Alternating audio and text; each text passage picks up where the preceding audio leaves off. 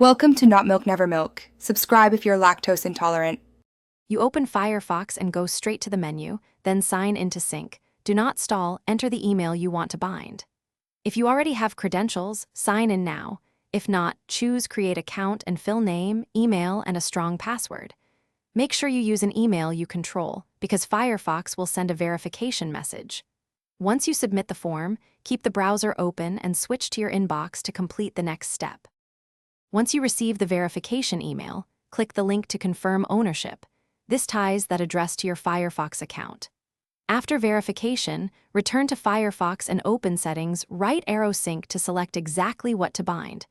Bookmarks, passwords, history, open tabs, pick only what you need. Also configure account recovery options so you can regain access later. Add a secondary device or recover. To finish, confirm the account shows as signed in and sync status reads up to date. You should see your devices listed. Test the binding by creating a bookmark or saving a password, then check another signed-in device to confirm propagation. If you don't see the verification email, do not panic. Check spam and promotions folders, resend the verification from Firefox, and inspect any mail filters or forwarding rules that might block automated messages. If problems persist, try a different email or temporarily disable strict mail rules.